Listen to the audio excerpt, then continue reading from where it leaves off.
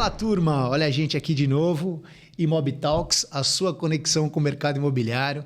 É um projeto que eu faço com muito carinho, com muito amor aqui sobre o desenvolvimento e evolução do nosso mercado imobiliário. E hoje eu trouxe uma fera, posso falar que esse cara aqui é meu amigo, amigo de verdade, meu irmão. A gente já passou por muita coisa junto nesse mercado imobiliário. Quero então que dê boas-vindas aqui pra gente. Simão, meu amigo. E aí, cara, como é que você tá? Tudo bem? Tudo ótimo, Farias. Muito obrigado pelo convite. Estou honrado demais de estar aqui falando com você, com o seu público. E você sabe o quanto eu te amo, né, cara? Cara, que a gente já passou nesse mercado imobiliário aqui, tem quanto tempo mais ou menos, Simão? Uns 16, 17 anos, né? Nossa senhora, a gente já ralou bastante, hein, Simãozinho? Sim. Simão, cara, o que eu estou fazendo aqui com o Imob Talks? Eu estou usando a minha referência, meus amigos, a turma do mercado imobiliário, que são muito tempo aqui de estrada, para trazer conteúdo, informação relevante para melhorar o mercado imobiliário, né, cara? Então a gente está trazendo essas referências assim como você. Eu acho que eu quero que você coloque tudo para fora aí do que você conhece. Quero fazer benchmarking com você, né? Boas relações, boas atividades. Mas antes de mais nada, cara, eu quero saber, para começar aqui o Imob Talks hoje, quem é o Simão na esfera pessoal aqui? Conta pra gente. O Simão é uma pessoa de família, né? Sou casado há 27 anos, tenho duas filhas adultas, uma de 25, Yasmin, e a Lorena de 22 anos, a Cláudia, minha esposa, 27 anos. É isso, eu sou família, sou trabalhador, sou um guerreiro, entendo que só assim que a gente vence na vida, né? Trabalhando muito. Ô Simão, e hoje você exerce qual função? Pode falar a empresa? Me conta assim também, rapidamente, as empresas que você passou, historicamente, quanto tempo você tem?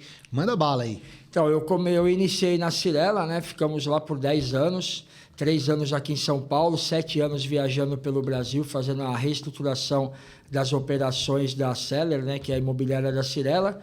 Depois voltei para São Paulo, fiquei 1 ano na Cetim Vendas. Depois eu montei uma empresa chamada Mais Metro Quadrado por 5 anos. Recebi um convite da Plano e Vendas para ficar lá, para fazer a reestruturação. E com 7 meses de Plano e Vendas, eu recebi um convite da Econ para ser o diretor-geral da Econ Mais. Então eu estou lá há 2 anos, mais ou menos 2 anos, como diretor-geral da Econ Mais. Ô Simão, então eu já vou começar com uma conversa bacana aqui com você. Cara, por que o mercado econômico tem crescido tanto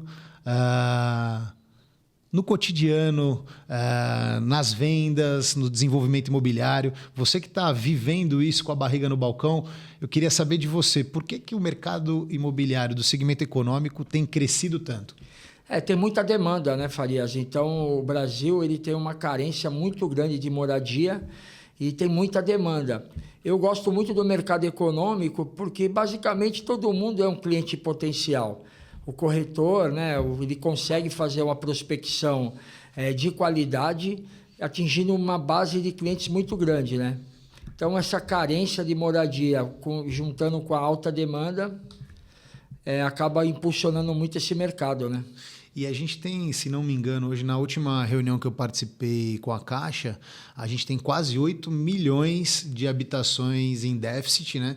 E esse déficit está essencialmente no mercado econômico. E o mais interessante é que a gente produz imóveis e a gente não consegue suprir o déficit habitacional, né?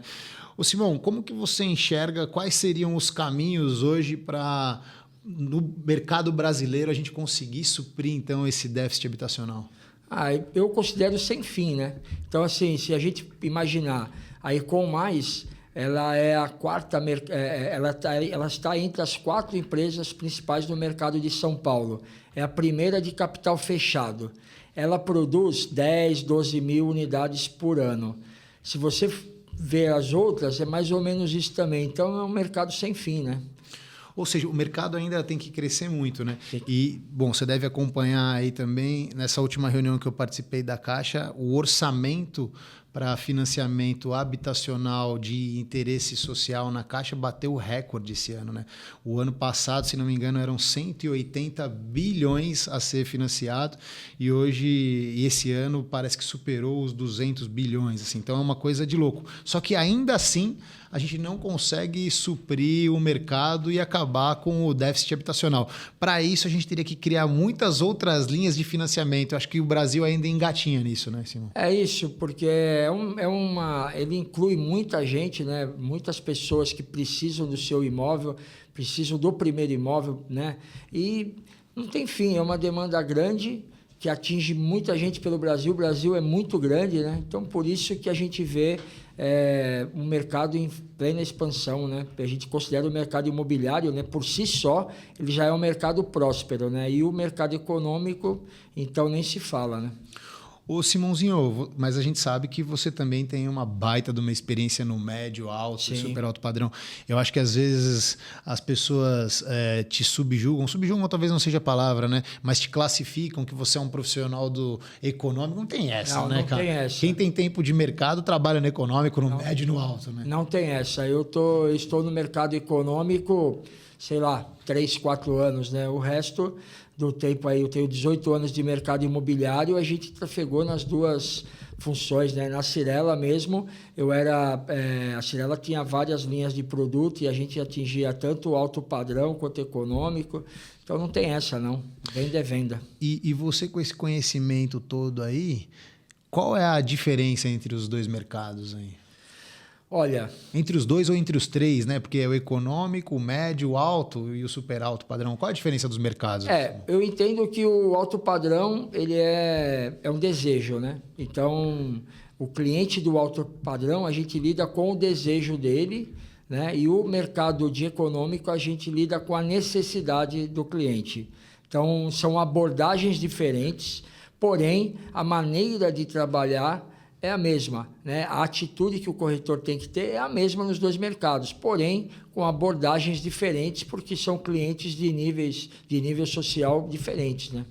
Agora, quando o cara tem a necessidade significa uma urgência, né? Então, na pescaria do cliente, quem trabalha no econômico encontra o cliente que tem uma necessidade, talvez essa venda aconteça mais rápido, né? No médio e alto padrão, como ele trabalha mais com um status ou com um desejo, essa venda pode não acontecer na mesma velocidade, certo? Exatamente. O mercado de alto padrão, ele paga pelo valor do imóvel, a comissão é bem maior, mas eu não entendo que tem tanta recorrência de vendas. No mercado econômico, tem corretores com muito sucesso vendendo e até ganhando mais que corretores do alto padrão, porque tem muita recorrência, né? Então, ele acaba vendendo mais de uma unidade por mês e isso daí acaba acelerando o resultado dele, né?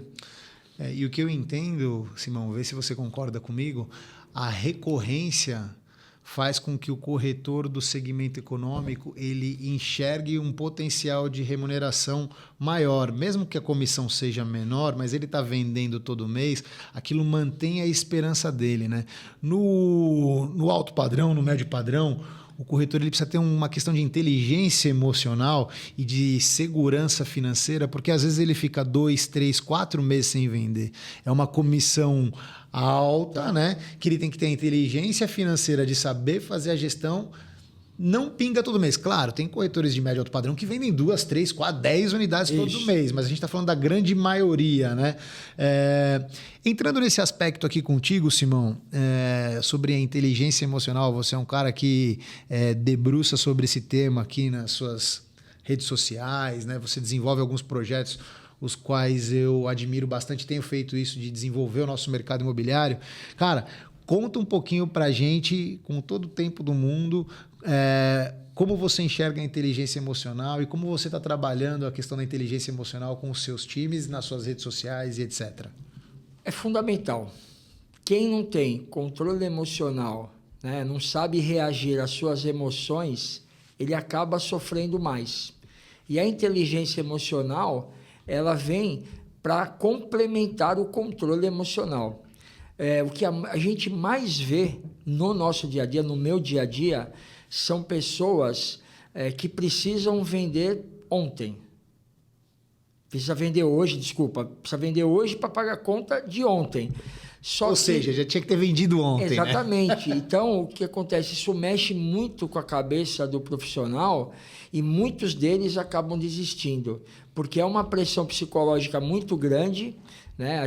Eu oriento muitos líderes lá da Icom Mais estarem sempre presentes nas negociações, tudo, porque muitos corretores, eles não têm condições psicológicas de atender o cliente. Ele leva para a mesa toda a carga emocional dele, e aí acaba atrapalhando ou acelerando demais a venda. Ele não consegue entender em que momento da jornada de compra o cliente está. Então, eu acho fundamental, sem controle emocional, é muito difícil o profissional ter resultado. E eu procuro trabalhar isso porque sem isso a gente perde a equipe, né? E como que você está trabalhando isso, Simão? Olha, a minha vida sempre foi ter muito controle emocional, né? A gente se conhece aí, como a gente falou, aí quase 20 anos, vamos falar assim, para arredondar. Então, a gente já passou muita coisa, né? E quantos colegas nossos que trabalhavam com a gente desistiram, né? Quantos desistiram? Trabalharam e chegaram no momento da colheita, não conseguiram. E a gente conseguiu, né? E eu procuro passar essa experiência. Outro dia estava até num plantão de vendas, que eu gosto muito de frequentar plantão de vendas, né? Eu entendo que é o templo sagrado dos corretores de imóveis, o plantão. Eu fico um dia no escritório e o resto do tempo eu fico nos plantões para entender o que eu posso ajudar a equipe. E tinha uma corretora que ela estava desanimada porque ela tinha agendado alguns clientes e os clientes não foram, tal, não sei o quê. Falei, mas aí dei os conselhos para ela e contei um pouco da minha história, né? Aí ela falou, nossa, Simão, sério mesmo tudo isso? Falei, é isso que você tem que ver. Você tem que ver sempre o filme, né? As pessoas olham, diretor geral. Não, legal. Mas isso é uma foto, né? O que importa é o filme. O que aconteceu na trajetória para chegar até aqui.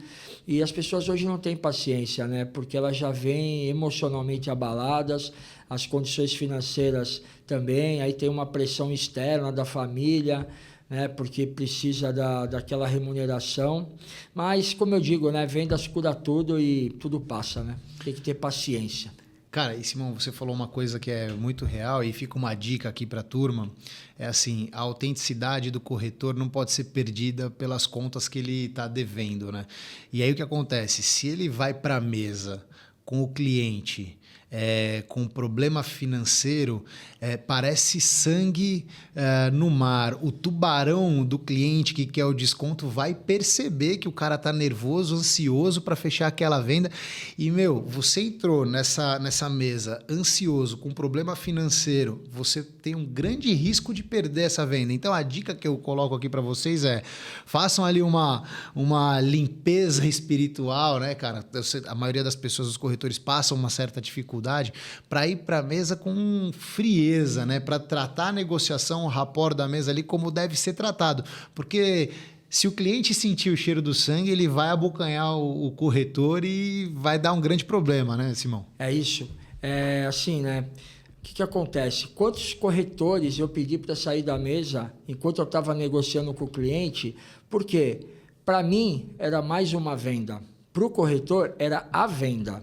Então eu falava, vai lá, toma uma água, deixa aqui com o cliente, que a gente vai fechar esse negócio. Quantas e quantas vezes a gente não fez isso, né? Para salvar, e sempre pensando no bem do corretor, sempre pensando na família dele. Os plantões, tem lá, 100, 200 corretores no lançamento, são 200 famílias que nós somos responsáveis. Então, tem que ter tranquilidade, tem que ter frieza, não levar para a mesa, porque é isso aí, o cliente sente o cheiro do sangue, o gosto do sangue, ele vai querer, e aí a negociação fica mais difícil, uma negociação mais fácil acaba se tornando difícil e começa a fugir. Por que acontece tudo isso, né? O mercado imobiliário, ele é próspero, ele é prosperidade, ele é muito dinheiro na mesa, a gente mexe com muito dinheiro na mesa, muitas vezes a gente até perde a noção quando a gente fala, mas o cliente ganha só 10 mil, só 15 mil, mas é uma grana excelente, né? E aí, se a gente não tem aquele controle de entender que o mercado é próspero, e acontece tudo isso porque o corretor entra num momento de fragilidade. Então, muitos gerentes, muitos diretores prometem, não, vem aqui que você vai ficar rico, não sei o quê. Não é bem assim. Dá para ficar rico? Dá. Mas é muito, muito, muito trabalho, tem que ter persistência, paciência, estudar bastante, vai acontecer. Só que o corretor não tem tempo. Ele não é que ele não tem dinheiro, ele não tem tempo de esperar acontecer. Por isso que acaba fragilizando muito as emoções, né?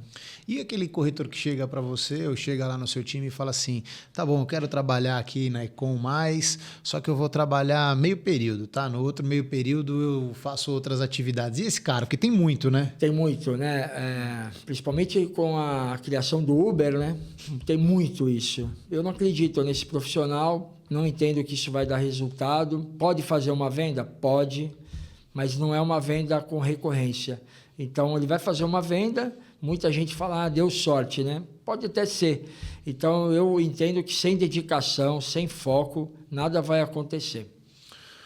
Ô Simão, a gente sabe que, como somos também corretores de imóveis, né? Você é executivo, eu também sou executivo, sou empreendedor, tenho alguns negócios dentro do mercado imobiliário. A gente sabe que o corretor ele é um pouco de advogado, ele é um pouco de administrador, ele é um pouco de psicólogo, ele é um pouco de analista, consultor, enfim, ele é uma complexidade de atividades, né? O corretor não é só um vendedor, né? Diante desse cenário, a gente sabe que a construção de um corretor é algo complexo, tem que ter dedicação, principalmente para os líderes, né? Quem quer ser líder aí no mercado imobiliário precisa saber que você precisa lutar para construir corretores, né? E eu enxergo que é super possível essa construção.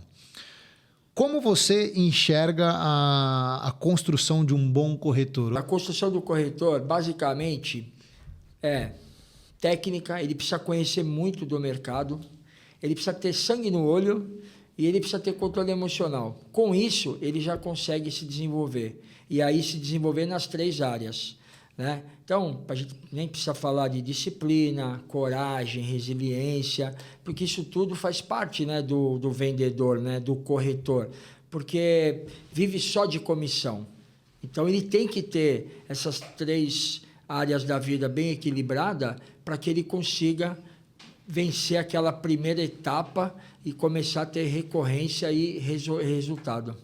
E como é que faz para acompanhar uma leva de... Quantos corretores você tem lá? Tem lá uns 400. Como é que faz para acompanhar todo esse time? Nós temos hoje 50 gerentes, né? Temos 5 diretores, 50 gerentes e 400 corretores. A gente observa muito, a gente confia muito na liderança, né? Para que eles façam esse acompanhamento mais individual. Eu tenho a postura de estar sempre no plantão de vendas, no tempo sagrado, como eu digo, né? A minha agenda é muito simples. Segunda-feira, eu passo o dia inteiro no escritório, no nosso QG, fazendo todas as reuniões que a gente faz. Na terça-feira, reunião na construtora e o resto do tempo no plantão. E eu já começo a identificar algumas coisas que eu posso melhorar, porque o meu trabalho, basicamente, não é vender, né? O meu trabalho é servir os corretores. Então, quem são os meus clientes? Os meus clientes são os corretores de imóveis, os gerentes, os diretores. Então, eu fico analisando muito o que eu posso melhorar na empresa, né? Para que eles tenham resultado, para que eles tenham a excelência no resultado. E eu fico terça, tarde, quarta, quinta, sexta, sábado, domingo, que é o meu dia a dia, né? Então, é um acompanhamento duplo, né? Triplo até. O diretor acompanha, o gerente acompanha, eu acompanho e a gente vai entendendo. Quando a pessoa entra, o corretor ele entra na Econ+, nós temos lá a Unimais, que é uma área da empresa que dá todos os treinamentos para ele ter a primeira noção, né? Lógico, e para ir para o plantão de vendas, saber o que é mais ou menos, e depois ele se especializar. Mas a internet também tem bastante coisa que ele pode se preparar para atender os clientes, né? Muito bom, Simãozinho. E aí, beleza. Então a gente falou aqui da construção de um bom corretor de imóveis, mas a gente sabe que o seu time lá, você não tem só os corretores. Na verdade, todos são corretores, mas tem um nível hierárquico Sim. ali, né? Entre eles mesmo, né? Como se constrói, então, bons líderes para o mercado imobiliário? Porque você já está construindo líderes, né? Fala aí, Simão. O líder, ele precisa entender que o papel dele é servir, né? Parece clichê isso, mas muitos não dão certo na liderança porque pensam no dinheiro. O dinheiro ele é consequência de uma boa liderança. Quando você é corretor, a bola está no teu pé. Quando você é um gerente, você está na beira do campo fazendo o teu time jogar. E ele precisa servir esses jogadores aí, né, entre aspas, para que tenham resultado. Não adianta ficar pensando só no dinheiro e esquecer de fazer aquela liderança mais próxima, né? Ter mais empatia com o corretor, não dá para tratar todo mundo igual, tem que ter um acompanhamento individual, entender as dores, anseios, as necessidades de cada corretor e exigir, né? Eu cobro muito meta, né? Eu entendo que sem meta você não vai a lugar nenhum, né? Mas a venda que eu passo para eles, né? A venda não está na nossa mão, né? A venda está na mão do cliente. O que está na nossa mão, o que a gente controla são as etapas que antecedem a venda. E por isso que a gente tem que se concentrar no processo. Somente o processo bem feito é que vai dar resultado. A gente vai fazer um lançamento, vários lançamentos aí até o final do ano, né? E eu vejo muito corretor, aliás, isso me irrita profundamente, né? Muito. Porque o que eu mais escuto é assim, e aí, quanto você vai vender? Se Deus quiser, se Deus ajudar. Eu falo, gente, pelo amor de Deus, Deus está ajudando. Você está aqui com saúde, trabalhando numa excelente empresa, excelente produto. Tem tudo para você fazer o seu trabalho. Agora, você precisa trazer o cliente aqui. Com o cliente aqui na mesa, todos nós estamos aqui para te ajudar. Agora, sem isso, nada vai acontecer, né? Caramba, Simão. E o corretor, ele faz o processo como precisa ser feito na sua maioria ou ele ainda não faz? O corretor eu falo de forma generalizada, tá? Não, mas é assim, ó, eu vejo muita gente falando do corretor. Então é igual falar do nosso filho. Eu não admito que fala do corretor. Não gosto que fala mal de corretor, não gosto. Por quê? Porque o nosso papel é ensinar. Então, assim, o corretor, muitos são novatos, a gente chama de calça branca, né? Muitos são novatos, eles precisam da experiência do seu líder para que eles saibam o que fazer. Não adianta falar, vai lá e faz. Não, tem que fazer isso por causa disso, porque você vai gerar tantos clientes, que aí a gente vai negociar. É o funil de vendas, né? Então, o mais simples de tudo é ensinar o corretor a ser apaixonado pelo funil de vendas, porque o funil de vendas vai fazer acontecer. Então, são as etapas que antecedem a venda e ele tem que ser feito com excelência. Se não sabe, pergunta. Eu vejo muita gente também com vergonha de perguntar, né? Não tenha vergonha de perguntar. O líder está lá para isso, o coordenador, o gerente, o diretor-geral está lá para isso. Então, peça ajuda e a gente vai... não estou dizendo que todo líder faz isso, mas o líder de sucesso faz. O Simão, eu costumo dizer que o corretor ele tem dois caminhos. Ele tem o caminho do corretor que ganha escala em vendas, que ele quer ser corretor, ele não quer atuar numa liderança, numa gestão hierárquica, mas ele quer vender um apartamento, depois vender 2 por mês, daqui a pouco está vendendo 5 por mês. Esse cara quer fazer a carreira escalando as vendas. E tem o outro tipo de corretor, que é o corretor da hierarquia, que é o corretor que começa como corretor, vira coordenador, depois vira gerente. Então, os corretores têm esses dois caminhos, né? O caminho do corretor de escala é um cara que eu entendo que ele vai profundamente no processo, no braçal. Às vezes o cara que é da hierarquia, ele acaba fazendo um pouco mais de politicagem, mas ele precisa entregar resultado para crescer. Diante disso, Simão, pensando na qualidade, no nível dos corretores, tanto como o da escala ou tanto como o da hierarquia, Por que tanto as houses como as imobiliárias não conseguem, na sua grande maioria, sustentar o corretor experiente dentro das estruturas? Claro, estou falando de forma generalizada. A gente sabe que tem corretores de experiência que ficam nas houses e nas imobiliárias. Mas a grande maioria, conforme vai criando ali uma vertente de desenvolvimento mais forte, por que esses caras não continuam na estrutura de imobiliárias ou na estrutura de houses? Eu entendo que é perfil. Eu não consigo, nunca consegui, também nunca tentei. Eu entendo, para mim, eu preciso ter uma camisa para vestir, focar naquela camisa e no resultado. Eu já sou o corretor que eu comecei rapidamente, eu fui para uma liderança. Eu entendo que é perfil, lógico. Aquele corretor com mais experiência, mais resultado, ele entende que ele consegue fazer tudo sozinho, e tudo bem. Tá tudo jóia, ele se cadastra nas construtoras e vende como corretor parceiro. Tem aquele corretor mais novato, hoje em dia está muito assim, né? Os corretores mais novatos é que ficam nas imobiliárias e nas houses, né? E depois pode até ser que ele vire um corretor parceiro.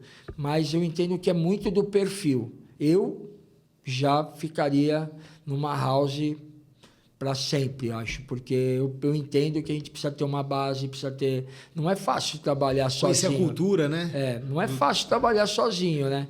E, pô, aí você vai trabalhar em casa, ou você monta o escritório, então, assim, a pessoa precisa entender bem o jogo, né? Quando ela sai ou ela vai montar tem muita gente que monta imobiliária, né? Ela sente um choque porque 100% do tempo dela era corretagem de imóveis. Quando monta uma imobiliária, 90% ele é empresário e 10% vende. E aí começam os problemas, né? Todos os problemas começam aí. Mas é muito do perfil. Eu acho que tem espaço para todo mundo e está tudo bem. Bacana. Simão, vamos dar uma virada aqui de 180. Quero falar um pouco de benchmarking aí, de experiência sua, acho que para contribuir com liderança, com o time, com as pessoas. A gente tem muita turma aqui que trabalha em incorporadora, trabalha em imobiliária, trabalha em fundo de investimento, tem de tudo aqui. Simãozinho, conta para mim então qual foi a sua maior vitória estratégica e depois eu quero que você me fale qual foi o seu maior aprendizado. Eu não costumo falar que é a maior derrota, mas o que aconteceu, aquela escorregada que você aprendeu, né? Mas fala aí, estrategicamente, qual a sua maior vitória? Olha, a maior vitória... Nossa. Estrategicamente, em benchmarking, tá? Negócios. A minha... Vou começar pelo meu maior aprendizado. Tá bom. Em 2010, eu fui transferido para São Luís do Maranhão para fazer a reestruturação lá da House da Cirela. E a gente chega no norte, né? A gente já chega meio arrogante, né? Então, sou de São Paulo, sou da Cirela e tal. E aí, eu comecei a ser muito mão pesada e o negócio começou a não acontecer, né? E aí, eu entendi que o maior aprendizado é que venda é venda em qualquer lugar do Brasil, do mundo. Mas a gente tem que se regionalizar. Cada região trabalha de um jeito, a parte emocional, a parte de convivência, vai. Agora venda é venda em qualquer lugar. Então, meu desafio naquele momento foi regionalizar sem perder o foco, né, princípios e valores e a metodologia de trabalho e fazer com que eles fizessem o que eu queria. Sem ser mão pesada. Sem ser mão pesada. Mas eu fui bastante. Na mão pesada não ia? Não, eu já fui bastante. Eu já fui bastante porque você tem horas que você tem que puxar bastante o time, né? Para entender, mas fica mais fácil quando você fala a linguagem deles e eles entendem o motivo. Então, esse aí foi o meu maior aprendizado. Depois disso daí, tudo aconteceu. Eu já trabalhei, não digo em todos os estados do Brasil, mas já trabalhei a maioria dos estados do Brasil e cada norte é de um jeito, o nordeste é de outro, então, né, tem vários tipos. A maior vitória que eu tive, assim, não foi financeira, foi o reconhecimento, né? Eu acho que você estava nesse momento, onde em 2011 eu recebi um prêmio como revelação do ano da Cyrela. E eu tinha saído, era corretor, e tinha passado por vários cargos, fui fazer um trabalho fora de São Paulo, e ter o reconhecimento desse, não tem dinheiro que pague, né? E ali eu vi que eu estava no caminho certo, sempre com ética, com profissionalismo, princípios e valores, e que pode demorar um pouco, mas acontece. Hoje a gente vê um mundo tão veloz, né? Todo mundo quer o resultado para ontem, e a gente não, tem que trabalhar, é o dia a dia, é o que vai fazer acontecer. Isso aí foi um troféu que eu guardo com grande carinho, porque tem muita história envolvida naquele troféu. Cara, e sabe o que acontece? Eu lembro disso. Isso me gerou naquela época já uma admiração. E sabe o que acontece, Simão? As pessoas hoje, elas têm uma certa dificuldade de admirar o outro, né, cara? O mundo acaba sendo um pouco egocentrista, né? E aí eu acho que quando você valoriza o outro profissional, você abre o receptor para você também ser valorizado, cara. Então, eu sempre tive essa admiração pelo profissional que você é. Você sempre foi um cara dedicado e por isso que está aqui para trocar ideia comigo, cara. Então, agora, exatamente, o que você fez para ter essa valorização lá, nesse ano que você recebeu ali o... Acho que, assim, trabalho, postura de dono. Eu nunca, em todos os trabalhos que eu tive, hoje na Ecomais não é diferente, eu entendo que eu sou o dono da Ecomais. Eu sou responsável, né, que eu fui contratado para tomar conta, para fazer o que tiver que ser feito, dentro de todos os parâmetros da cultura da empresa, princípios e valores, porque senão eu não estaria lá. Então, o que eu fiz foi o básico, trabalhar muito, ter postura de dono, fazer sempre o certo. Nada de extraordinário, nada que ninguém não pudesse fazer.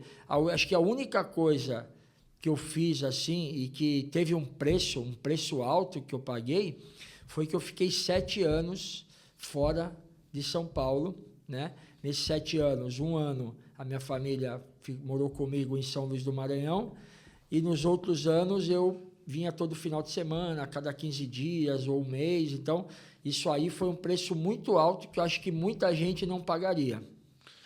É uma dedicação, né? Nossa. Às vezes a turma vê lá o Simão, né?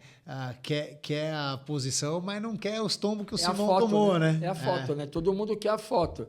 E, assim, todo mundo, assim, quer o meu cargo. Mas e o filme, né? Então... Ô, Simão, muito bacana, cara. Eu tenho uma pergunta que geralmente ela pode ter opiniões, geralmente ou quase sempre, opiniões divergentes, né? Mas como você enxerga hoje no mercado imobiliário de incorporação residencial, ou seja, para as incorporadoras que trabalham lançamento, a relação entre as imobiliárias e as houses? Como você enxerga isso hoje? As houses, elas foram criadas por uma necessidade, né? Que eu entendo que as imobiliárias não estavam dando conta, né? E o sonho de todo incorporador é ter uma imobiliária que venda a primeira unidade e venda a última, né? Então, isso aí, quando você trabalha com lançamento, as lançadoras, elas fazem o lançamento e vão para o próximo, né?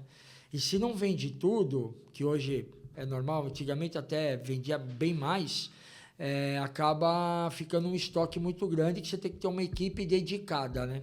Então, as houses são fundamentais. O problema das houses que eu vejo é que o DNA, né, os líderes das houses eram líderes das lançadoras. Então, não tem a cultura de house.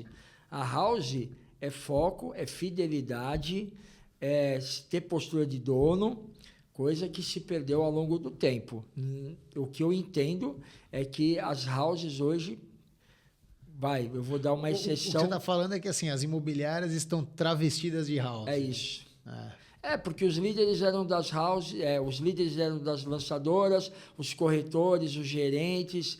Então, Eu acho que tem pouca postura de dono, né? Muito pensando em dinheiro, mas pouco pensando na incorporadora. Ou seja, aquilo que o incorporador deseja, que é um aculturamento, por isso que ele escolhe ter a house, ele acaba perdendo, porque na maioria dos casos ele traz, com todo respeito, não vejo problema nisso também, mas falando de estratégia, ele acaba trazendo uma mentalidade da imobiliária para dentro da house e ele acaba não tendo aquela qualidade, aquele aculturamento do corretor que tem a lealdade, que está todo dia, que respira aquela marca. E isso acaba dificultando um pouco o trabalho das houses. É isso, porque hoje não tem o pensamento na incorporadora. Então, a incorporadora ela lança o produto, num terreno um pouco mais distante, num preço um pouquinho acima, e aí já começa a choradeira, as reclamações, né? Mas nós não somos house, nós temos que fazer. É difícil. Então, assim, o pensamento não é tanto de house hoje em dia. Entendi. E faz total sentido, né? E as imobiliárias também é perceptível, as grandes imobiliárias, que acabaram perdendo um pouquinho de espaço. Hoje todo incorporador tem uma house, né? Tem uma pequena house. Aí o que acontece? Os profissionais que antes estavam espalhados pelas imobiliárias, agora eles estão espalhados pelas houses, né? Fragmentou demais o mercado, né? Eles estavam todos agrupados. A gente tinha aqui em São Paulo 1, 2, 3, sei lá, 3, 4 lançadoras fortes e hoje as lançadoras se enfraqueceram e espalhou esses profissionais aí nas houses, né? Agora, é legal porque, de novo, eu acho que a imobiliária parceira de bairro, a house e a grande imobiliária, todas elas têm o seu espaço garantido no mercado imobiliário. E vou falar onde para vocês, tá? Incorporadores que não têm um volume de lançamento, eles precisam do trabalho da imobiliária. Porque se você tem uma house numa empresa que não lança muito, você não consegue sustentar o seu corretor por conta de diversidade de produto, certo?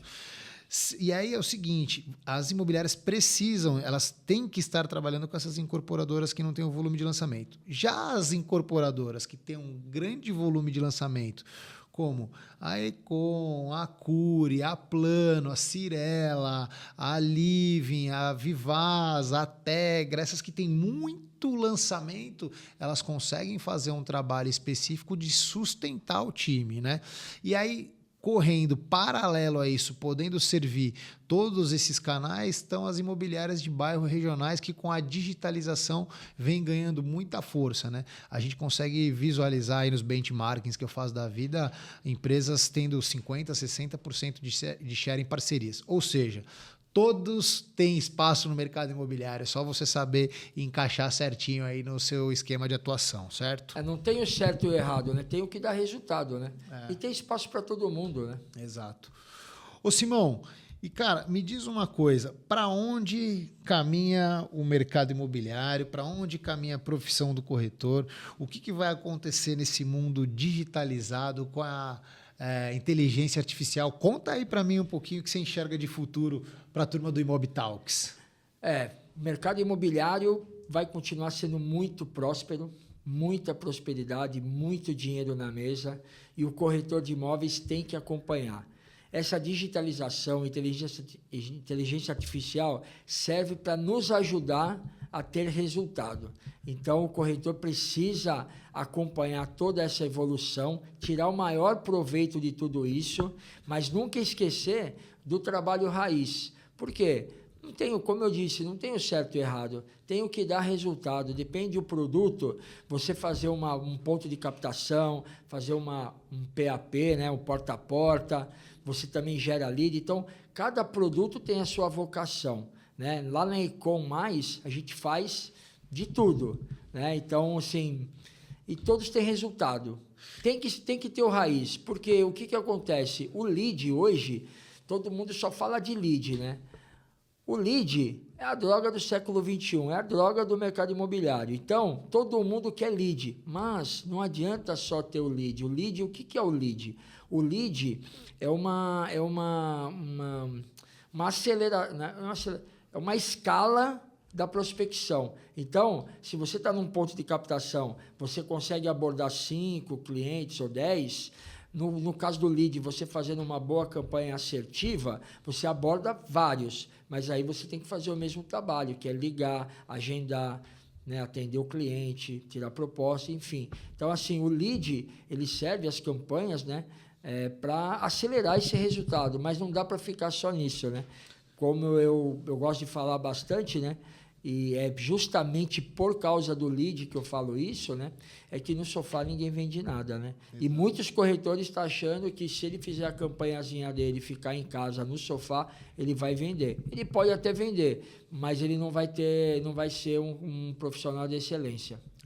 Eu acho que o que a turma tem que entender é que o tráfego pago aí, né, que está todo mundo utilizando e não estão utilizando bem ainda, porque tem gente que está investindo muito dinheiro e perdendo Exatamente. dinheiro. Tem uns caras que estão indo super bem, mas é que, na real, acaba sendo uma captação inicial e a gente sabe que no mercado imobiliário o aperto de mão e a presença física ainda é o que converte, né?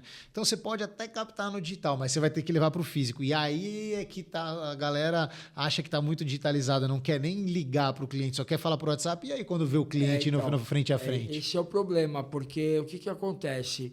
Também não pode deixar o cliente no sofá. E aí, o corretor ele quer fazer venda pelo WhatsApp. Não vai acontecer. Então, assim, a atração, o lead, as campanhas, né, uma oferta, um ponto de captação, é uma atração. Levou para o plantão, levou para o imóvel, aí o negócio acontece, que é o olho no olho. Nada, você precisa escutar a voz do cliente para entender o grau de interesse dele. A gente não consegue mensurar numa mensagem escrita qual é o grau de interesse dele. E aí o que começa a falta de controle emocional, porque o corretor acha que ele tem cliente e ele só tem um contato. Tem um prospect, tem um interessado. O cliente é depois que compra, né? Exatamente. E depois que paga a comissão, porque ainda compra, não paga a comissão, não é cliente. Exatamente. Então não adianta. A gente tem que separar o que é cliente e o que é contato, o que é uma proposta e o que é uma consulta, para facilitar o nosso entendimento. Então, nada substitui a mesa, nada. Simão, mas tem uma coisa a respeito de geração de leads, que é, pelo menos quando você atende um lead, se você faz uma campanha bem estruturada, você atende alguém com um determinado interesse, né? Hoje eu vou até polemizar um pouquinho, que eu sou um cara que sempre fui do físico, ainda sou do físico, mas eu tenho me transformado muito em parcerias e digital cada vez mais.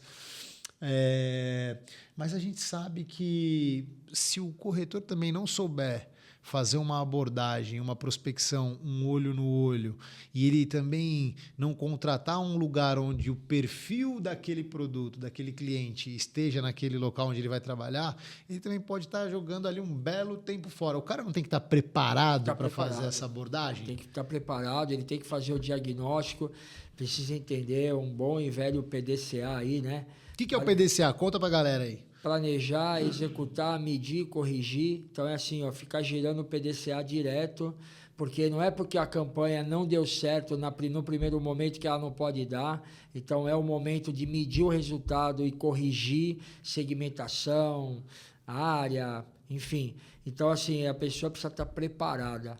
É o que assim, ele precisa saber do produto, precisa saber quem é o perfil de cliente ideal, né, o seu PCI. Então, são várias coisas que hoje facilitam demais a vida do corretor de imóveis, né? Então, não adianta só ir para o ponto de captação. A gente, quando vai fazer o lançamento, a gente contrata os pontos de captação, né? Os coordenadores vão a campo para entender aonde tem o perfil do cliente que a gente precisa, contrata lá com a empresa, faz um ponto de captação. Então, assim, tem que ter uma estratégia, né? Então, assim, a estratégia a gente faz, né? A parte do comando a gente faz, o tático, né? Que são os gerentes organizando as equipes aí para fazer, e o operacional é o corretor. Então, começa com a gente, entendendo isso daí, para quê? Para o corretor não perder tempo, né? Não perder energia, não ter desgaste emocional de estar prospectando num lugar errado, né? Ô Simão, e a gente está setembro, outubro, novembro, dezembro, nos últimos 4 meses, no último quadrimestre do ano, que a gente sabe que é o melhor momento de aquisição, onde o cliente tem tá mais propício a comprar o imóvel. Conta aqui para mim como é que vão ser esses próximos 4 meses lá na Econ+. Vai ser o bicho, né? Porque assim, ó, o que acontece? A gente vai lançar no mês de setembro 2, a gente vai lançar no mês de outubro 2, no mês de novembro 3, já são 7, e dezembro 3. Então, o que acontece? Dezembro até o dia 15, né? Mas quanto que dá de VGV até o final? Não, eu fiz ontem. Quanto que lançou esse ano e quanto falta para lançar? Eu fiz ontem, né? Ontem a gente fez uma reunião geral com todos os diretores, gerentes e coordenadores. A gente tem aí 1 bi e 700 para lançar nesses meses, né? Então, o desafio 4 meses? E quanto que lançou esse ano? A gente lançou 4 empreendimentos, acho que uns 500 milhões, não foi muito. As aprovações demoraram demais para acontecer, né? E acabou afunilando. A nossa expectativa o ano passado é que a gente lançasse mais no primeiro semestre do que no segundo. Mas, na realidade, o que aconteceu é o que sempre acontece todo ano, né? Fica tudo para o final e tem um monte de gente também que vai lançar, então o bicho vai pegar aí, vai ter muita coisa boa no mercado. Ô Simão, vou deixar você vender seu peixe. Fala para a turma quais são as regiões. Pode convidar a turma. Nossa, vamos lá. A gente lança, esse mês, a gente lança Vila Carrão, na Zona Leste. A gente lança Soupari, ali na região central, ali do Brás. Mês que vem, a gente lança em Interlagos, o Fest Interlagos. E a gente vai lançar o PIC Vila Olímpia. Esse daí, meu Deus do céu, tá bombando em frente ao INSPER, o portão do INSPER. Muita demanda, dá até medo, né? Dá até medo porque o preço sempre aumenta, né? Mas a gente não vai deixar aumentar, não. Aí, no mês de novembro, a gente vai lançar, vamos lá, Vila Matilde, na Zona Leste. A gente vai lançar Alto do Jardim, ali na área da saúde. E a gente vai lançar, nossa, até esqueci. Mas ainda tem Lapa, na Lapa. Esse daí em novembro. Então, Vila Matilde na Zona Leste, Lapa, Zona Oeste e Alto do Jardim na Saúde, ali na Zona Sul. Dezembro, a gente tem Guarulhos, a gente tem Moca, a gente tem Diadema e a gente tem mais um aí que eu não lembro. Simão, praticamente todo final de semana tem lançamento. Todo final de semana, graças a Deus. Isso aí deixa a gente naquela adrenalina, né? Preocupado em montar time, né? Sempre preocupado que todos os corretores vendam, né? Esse é o nosso desafio, né? Eu falo muito para os meus líderes do seguinte, que se 70%, 80% da equipe não vender, a gente não fez um bom trabalho. É a sensação de dever não cumprido, né? Então, o seu time tem vendido nessa proporção? De todos, 70% do seu time tem vendido? Como é que é isso? Hoje está muito volátil, né? Porque corretor acaba sendo muito corretor novato, mas acredito aí uns 45% até 50% tem vendido. Que legal, cara, que bacana. O Simãozinho é um cara que tá correndo pra caramba, não descansa não, de segunda a segunda-feira, Simão? Segunda a segunda. Não, mas agora, peraí. Não tem um descansinho de vez em quando? Só vai assistir o jogo do Corinthians? Não, isso eu vou, né? Isso eu vou. Inclusive, amanhã tem o Jogo da Vida. Né? Então, todos os jogos do Corinthians na Arena, estou lá. Mas, dia 20 de dezembro, irei viajar, só volto lá pelo dia 12 de janeiro. Aí é o famoso me esquece. Aí é ficar com a família, que vê a gente pouco, né? E o esforço tem que ser traduzido em viagem e experiência, né? Muito bacana, Simão. Cara, antes de mais nada, a turma do Imobitalks, a sua conexão com o mercado imobiliário, isso aqui é um projeto que é um prazer trazer pessoas como você aqui, Simãozinho. A gente está chegando aqui no final, você vê, passa rápido, né? Muito rápido. Mas, cara, eu queria que você falasse aí com calma sobre as suas percepções e o que você deseja para o mercado imobiliário, para o seu time, para a Econ, para quem te conhece no mercado imobiliário. O que você deseja aí e o que você espera do futuro? Olha, eu espero um mercado imobiliário com muita garra, muita determinação, que os corretores e gerentes e diretores, todos os líderes, né, todo mundo que compõe aí o ecossistema do mercado imobiliário, se prepare muito, tem muito dinheiro na mesa, não se desespere, peça ajuda, né? A gente não adianta, o desafio, eu digo muito, que o ambiente nos muda e não é a gente que muda o ambiente, né? Por isso, saiba o ambiente que você está, aquele colega que não está bem emocionalmente, que está um tempo sem vender. Muita gente fala assim, ó, se afasta dele, vai, né? Eu falo o seguinte, tenta trazer ele para a tua energia, tenta tirar ele dessa energia negativa e ajude as pessoas. No final, vai dar tudo certo, todo mundo vai vender, vai fazer o que tem que ser feito, né? Então, assim, você tem que fazer o que tem que ser feito para ter o resultado que você quer. Mas cada um tem o resultado que merece. Se você não tem o resultado hoje, olhe o que você está fazendo, reveja, peça opinião, peça ajuda ao seu líder ou colega que você confia demais e procura melhorar, porque o mercado não vai parar, quem para somos nós. Eu vou contar um negócio rapidinho, Farias, que eu acho que você não sabe. Manda bala. Mas quando eu já fiquei 4 meses sem vender, né? E quando eu estava num momento de baixa de vendas, eu fazia 2 coisas. Eu ia para o aeroporto, porque no aeroporto o mundo não para, é avião descendo, avião subindo, o pessoal de mala para lá e para cá, então o mundo está muito em movimento.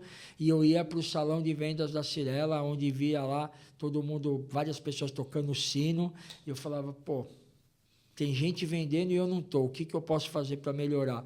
Então é assim, ó, observe, estude, se prepare, o mercado nunca vai parar, você que não pode ficar parado, né? E o que eu desejo é muito sucesso, né? Só o topo nos interessa. Caveira, como é que é? Caveira, para cima, sem massagem, para cima, faz o que tem que fazer. Não adianta, muitas pessoas eu vejo hoje falando em qualidade de vida. Eu penso o seguinte, não tem qualidade de vida, eu só tenho qualidade de vida se eu dou o melhor para minha família. E para dar o melhor para minha família, precisa de dinheiro. E o dinheiro vem do meu trabalho, né? Então, sem passar por cima de ninguém, sem puxar o tapete de ninguém, tem espaço para todo mundo. Fazer amizade como eu tenho com você é importantíssimo. Eu tenho inúmeros amigos, né, colegas aí que a gente troca bastante figurinha, tem os mais chegados, que a gente chama de irmão, outros mais distantes, mas você tem que ter um bom relacionamento com o mercado, ter ética, porque a gente não sabe o dia de amanhã, então um ajuda o outro e todo mundo vai para o topo. Ó, depois de uma aula do Simão dessa aqui, hein, Simãozinho? Imobitalks agradece, hein, cara? E eu acho que, da minha parte aqui, para encerrar, a gente tem uma coisa muito parecida que a gente não dá asa pro vitimismo, né, cara? Não tem como. A gente sabe que os nossos resultados sempre vão depender da nossa mão, apesar da complexidade dos ambientes. A gente sempre vai se dedicar e vai criar uma solução, uma alternativa. Lógico, nem sempre de vitórias a gente vive, são muitos anos de mercado. A gente já ganhou, a gente já perdeu, mas Exatamente. A gente tem o prazer e de falar que a gente já mais venceu do que perdeu, né? É isso. Mas as derrotas, na verdade, serviram até para aprendizagem. Somos contratados para resolver problemas. Exato. Pode colocar o problema na mesa que a gente resolve. É isso. Certo, irmãozinho? É isso. Irmãozinho. Senhores, é isso aí. Obrigado, Simão. Bom, eu que agradeço. Eu sou Roberto Farias, esse é o Imobitalks. A sua conexão com o mercado imobiliário vai ficando por aqui, vai acompanhando que tem muita gente bacana para trazer, assim como eu trouxe o Simão dessa vez. Fechado, Simão? Boa. Obrigado, cara. Parabéns, valeu. Sucesso. Até mais.